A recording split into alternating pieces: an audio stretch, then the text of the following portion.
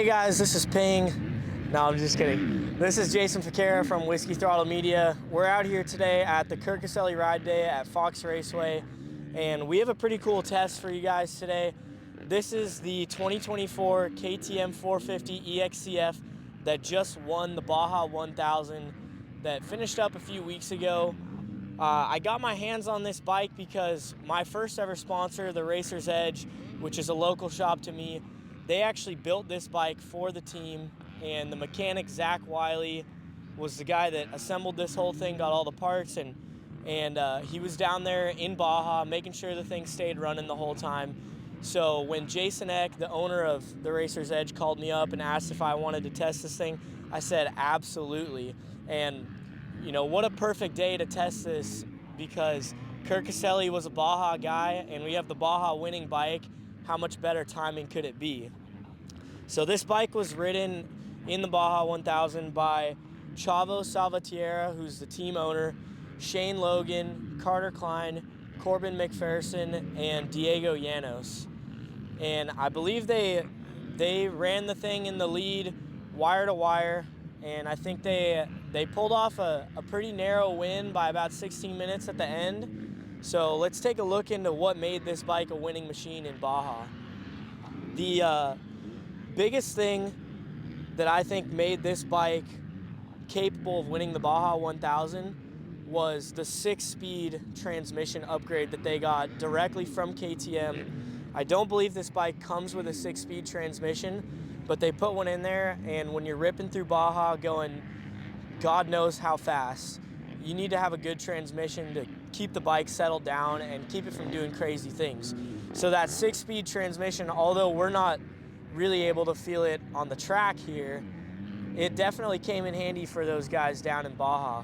The suspension on this bike also made a huge difference for them. This stuff is straight factory from WP. Damien at WP did this suspension for them, and it was really good. On the track, it's pretty rutted today. There's a lot of people out there, and even in deep ruts, which is far from what this thing is meant to go through, it was pretty good, I have to say. And on the faster parts of the track, you could really feel that this thing just wants to go straight as an arrow, which I would imagine for Baja is exactly what you want. So I felt like this bike on the track performed like almost like a motocross bike. Some other parts that we have on this bike are Works Chassis Lab motor mounts. We got a zero resistance throttle from ZRT. Baja Designs lights. We got nitro mousse in the front and rear so that we don't get any flats.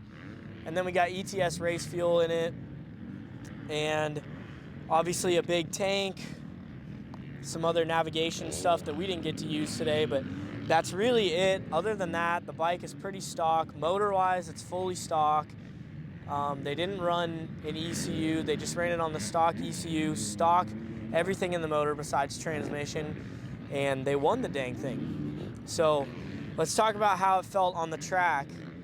When I first went out there, I was expecting the thing to feel huge, almost like I was kind of expecting it to feel like one of those big Dakar rally bikes, because it's got a massive tank. It's got the triple clamps that are set up to go 100 plus miles an hour through the desert. So I did not think that it was gonna feel, you know, light and nimble and fun on a motocross track. And boy, was I wrong. This bike really, honestly doesn't feel that much different from a standard KTM 450 SXF out on the track.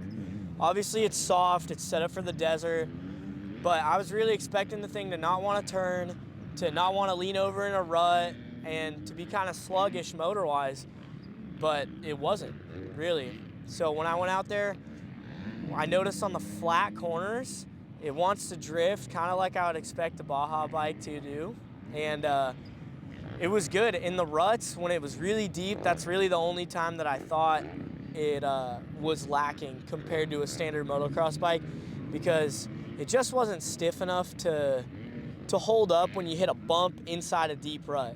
But I mean, if that's the only complaint that I have about this thing on a motocross track, it's pretty dang good. So overall, I think the bike was really fun today, and I could definitely see why this thing is the winning machine in the Baja 1000, because it's really good. I really don't have any complaints about it. It was an awesome time to ride. It performed really great on the track here, and I'm sure it was obviously great in the desert. So once again, thank you to the Racer's Edge for letting me get my hands on this thing, take it out for a test day and beat it up. Not like they beat it up down there, but let me take it out for a day and ride it. Thank you to Chavo, the team owner, for approving this whole project and letting us get out here on this fine day.